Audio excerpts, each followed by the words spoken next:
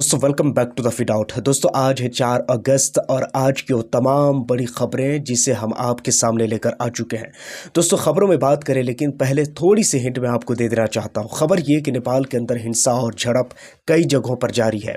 उसी के साथ हम ये भी देखेंगे कि इस टाइम में बीजेपी बिहार के अंदर में कैसे हार गई। क्या ये हार बीजेपी के लिए सबक है या दूसरी पार्टियों के लिए अपॉर्चुनिटी है? ये चीज़ें क्या हो सकती है, इन तमाम तर खबरों पर बात करेंगे। साथ में मोहम्मद इरफान, इससे आप अच्छी तरह जानते होंगे ये वो आदमी है जो जंतर मंतर में फेमस हुए थे, मशहूर हुए थे, मगर उनके बाद एक चैनल इन्होंने बनाया था, मगर वो चैनल का क्या हाल है, हाँ खबर मैं आपको बताऊंगा कि उसके चैनल के साथ क्या हुआ है। साथ में और भी कई छोटी बड़ी खबरें हैं जिससे लेकर बात करेंगे। लेकिन साथ में ईरान के बारे में मैं काफ़ी दिनों से देख रहा हूँ, ईरान को बैक साइड में कर दिया गया है। ईरान में 2 लोगों की फांसी दे दी गई है, वो भी किस शक पर, इस खबर के बारे में भी बात करेंगे। लेकिन पहले खबर ये कि मोहम्मद इरफान, पहले आप देखिए मोहम्मद इरफान ये कौन है। जंतर मंतर से इसकी पहचान बनी थी। जंतर मंतर प्रोटेस्ट में इन्होंने अपनी भाषण के ज़रिए में एक अपनी अलग पहचान बनाई थी मोहम्मद इरफान ने।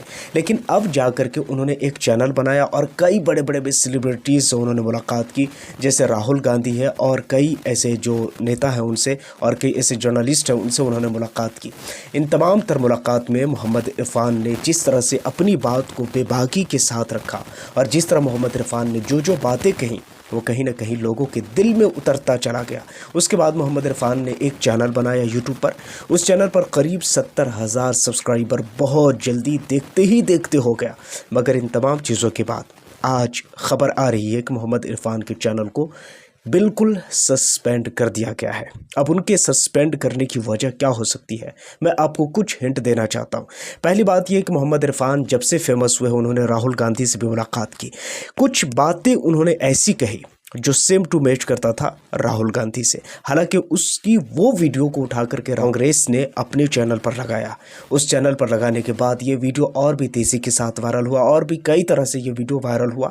लेकिन अगर मोहम्मद इरफान की बात करें तो मोहम्मद इरफान ने बार बार ये कहा है कि मैं कांग्रेस को नहीं बल्कि मैं उस हकीकत को सपोर्ट करता हूँ जो इस देश के लोगों के लिए है। लेकिन फिर भी मोहम्मद इरफान का चैनल इस वक्त डेड हो चुका है। खैर दोस्तों, देखते हैं आगे उसका चैनल वापस आता भी है या नहीं आता है। अब उसका चैनल डेड हुआ क्यों है ये तो खैर मोहम्मद इरफान खुद ही एक्सप्लेन कर सकते हैं, या कोई जो जानकार व्यक्ति है वो इस चीज़ को एक्सप्लेन कर सकते हैं। खैर अगली खबर की बात करें तो खबर यह है कि ईरान में 2 लोगों की फांसी दे दी गई है। उसके पीछे रीज़न बताई गई है कि वो 2 लोग इजराइल के लिए काम करते थे और ईरान के कई ऐसे सेंसिटिव जगह और उनकी फ़ोटोज़ को लेकर के इजराइल के मोसाद और उनके इंटेलिजेंस को वो भेजा करते थे। इस आधार पर उन दोनों की फांसी हो गई है। वैसे अगर इस चीज़ को अगर आप देखेंगे तो मैं खुलकर ये कह सकता हूँ कि जब इस्माइल हनिया की शहादत हुई थी तभी इस बात को समझ जाना चाहिए। सोचिए कि इस्माइल हनिया आते हैं और उसको इतनी आसानी के साथ टारगेट बनाया जाता है और उसको ख़त्म कर दिया जाता है। अब ये तमाम चीज़ें अब आप खुद ही सोच लीजिए, ईरान के बड़े बड़े लीडर जो इस वक्त डेड हो चुके हैं, जो इस वक्त ख़त्म हो चुके हैं, आप सोचिए कि वो कैसे हुए हैं। अगर उनकी जीवनी और उनकी ज़िंदगी और उनके ख़त्म होने की कहानी पढ़ेंगे तो आपको अच्छी तरह ये बात समझ में आ जाएंगी कि कहीं न कहीं ईरान में ही छुपे हुए कुछ लोग हैं जो इन तमाम तर खबरों के बारे में अच्छी तरह जानते हैं और वो जानकारी कहीं न कहीं किसी न किसी के साथ ज़रूर साझा करते हैं। खैर आप क्या सोचते हैं इस बारे में नीचे कमेंट सेक्शन में मुझे ज़रूर बताइएगा। साथ में मैं आपको ये एक चीज़ और बताना चाहूँगा, बिहार के अंदर में जिस तरह का इलेक्शन हुआ है उपचुनाव का, यानी विधानसभा चुनाव जो हुआ है उपचुनाव का, इस उपचुनाव में प्रशांत किशोर ने बीजेपी को तगड़ी हार का सामना करवाया है। अब इस हार के पीछे 2 चीज़ें बताई जा रही हैं। पहली तो ये कि बिहार के अंदर में क्या सच में परिवर्तन आ रहा है, क्या सच में जो 10-10 हज़ार रुपये लेकर के जिन लोगों ने वोट दिया था, क्या अब उन लोगों के मन में बीजेपी के खिलाफ नफरत आ गया है। एक तो ये, दूसरा ये कि दूसरी जो पार्टी है उनके अपोजिट यानी बीजेपी के अपोजिट, क्या उन पार्टियों के लिए अच्छी खासी अपॉर्चुनिटी है या रास्ता है। अब देखिए ये तो खैर आने वाला समय बताएगा, लेकिन फ़िलहाल लोकसभा का चुनाव फ़िलहाल थोड़े ही दिन पहले ख़त्म हुआ है।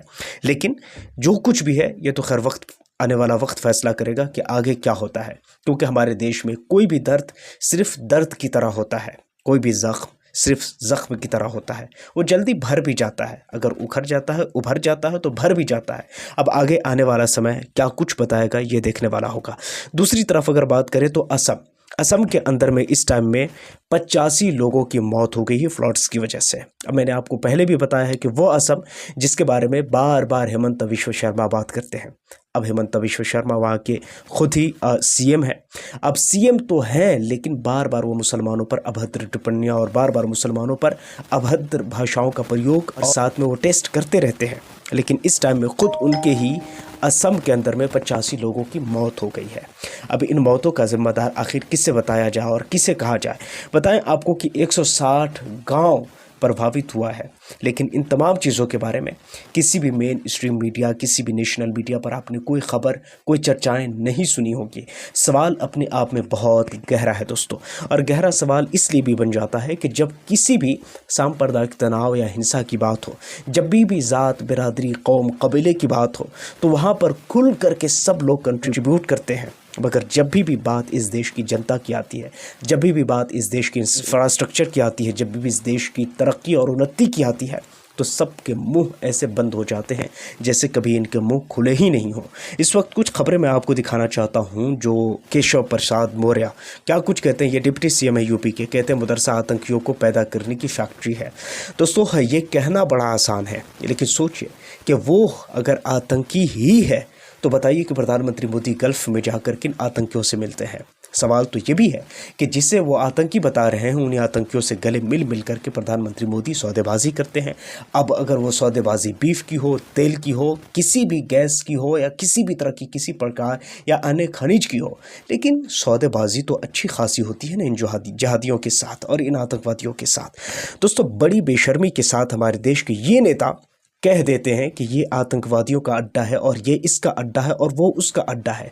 और कमाल जानते हैं दोस्तों क्या होता है कि हमारे देश में ऐसे लोगों पर कार्रवाई होती ही नहीं है। कार्रवाई के नाम पर 0/0, 0/0 होता है। कोई कार्रवाई नहीं, कोई जवाबदेही नहीं, कोई हिसाब नहीं, कोई किताब नहीं, कोई पूछ नहीं, कोई ताछ नहीं। और यही वजह है कि ऐसे लोग जो खुद सांसद भवन के अंदर में हिजड़ा, मुल्ला और पता नहीं वो कौन कौन से अपशब्द और कौन कौन से लफ्ज़ और कौन कौन सी बातों से वो लोग सांसद भवन को गंदा किए बैठे होते हैं।